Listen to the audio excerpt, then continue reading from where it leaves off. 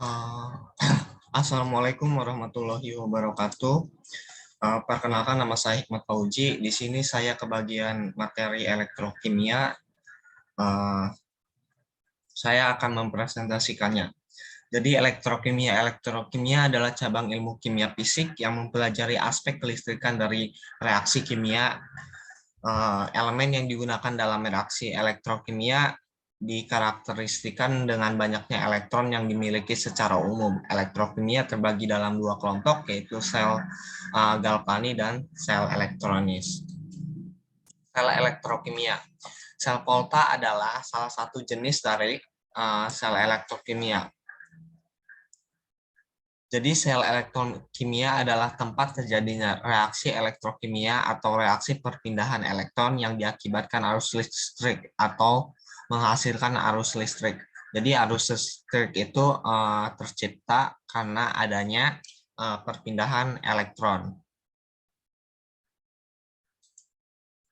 Kemudian sel elektronis. Sel elektronis adalah penggunaan energi listrik untuk menjalankan reaksi kimia. Secara teoritis, sel elektronis merupakan bagian dari sel elektrokimia, di mana energi listrik digunakan untuk menjalankan reaksi redoks tidak spontan. Secara umum, sel elektronis tersusun dari elektrolit, yaitu zat yang dapat menghantarkan listrik, sumber listrik yang menyuplai arus listrik atau direct current, atau DC.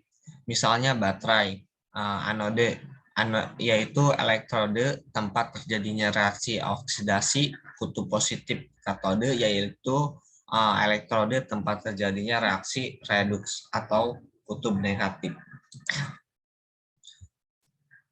Aplikasi dari sel elektronis.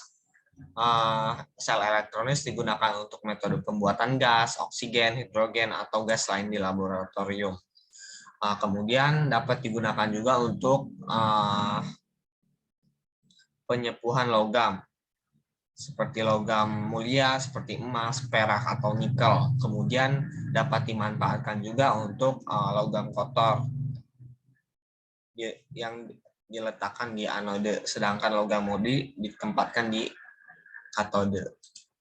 Hukum Faraday. Hukum Faraday itu jadi ada dua, yaitu hukum Faraday 1 dan hukum Faraday 2. Hukum Faraday 1 berbunyi yaitu massa zat yang diperoleh pada elektroda saat proses elektrolisis sebanding dengan jumlah muatan listrik yang mengalir.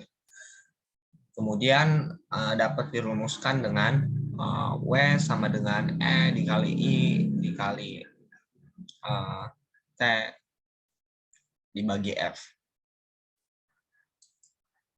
Kemudian untuk bunyi hukum Faraday kedua adalah massa zat yang dihasilkan pada suatu elektroda selama elektrolisis berbanding lurus dengan massa ekivalen zat tersebut. Kemudian dapat dirumuskan seperti ini. Sel Volta. Sel Volta adalah zat adalah alat yang dapat menghasilkan listrik berdasarkan pada reaksi redoks elektrokimia. Sel Volta terdiri atas dua elektroda yang terhubung dan dapat menghasilkan listrik. Jembatan garam dan juga larutan elektrolit, tempatnya elektroda ditempatkan. Kemudian untuk penulisan notasi sel, susunan sel Volta dapat dinyatakan dengan notasi sel Volta yang disebut juga diagram sel. Untuk contoh sel Volta di atas, notasi selnya dapat dinyatakan sebagai berikut, yakni Jn2+,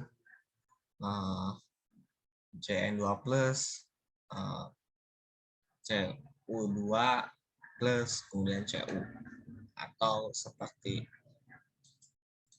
ini. Kemudian potensi elektroda standar. Potensi elektroda standar adalah ukuran potensi individu dari elektroda yang dapat dibalik pada keadaan standar, yaitu dengan terlarut pada konsentrasi efektif 1 mol dm dan gas pada tekanan 1 atm. Nilai untuk potensi elektroda standar paling sering ditabulasikan pada 25 derajat Celcius dan dengan mengacu pada elektroda hidrogen standar SHE. Potensi elektroda standar memiliki simbol E. atau E dengan karakter Primsol superscript di ucapan standar atau sia-sia dan merupakan properti intensif. Contoh soal potensi elektroda standar. Suatu sel volta tersusun dari elektroda magnesium dan tembaga. Bila diketahui Mg2 plus EQ sama dengan 2E, kemudian menjadi Mg elektroda standar sama dengan min 2,37 volt. Cu2 plus EQ plus 2E menjadi CuS elektroda standar sama dengan plus 0,34 volt. Tentukan katoda dan anodanya.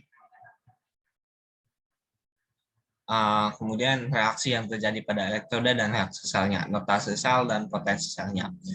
Katoda memiliki elektroda standar lebih besar yaitu tembaga Cu, anoda memiliki elektroda standar lebih kecil yaitu magnesium Mg. Dan ini merupakan penyelesaiannya. Persamaan Nernst. Persamaan Nernst adalah suatu persamaan yang menghubungkan potensi reduks dari suatu reaksi elektrokimia, reaksi setengah sel atau sel penuh dengan potensi elektroda standar. Suhu dan aktivitas terkadang didekati dengan konsentrasi dari spesies kimia yang mengalami reduksi dan oksidasi.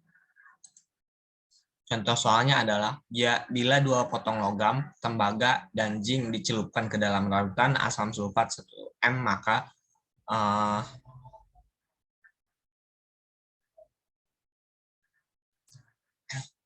penyelesaiannya yaitu adalah potensi sel Jn bertanda negatif, sementara potensi sel Q bertanda positif, artinya Q mengalami reduksi katode dan Jn mengalami oksidasi atau anode, artinya logam Q mengendap karena tidak bereaksi, sedangkan logam Jn bereaksi spontan.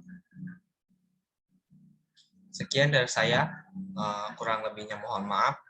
Wassalamualaikum warahmatullahi wabarakatuh.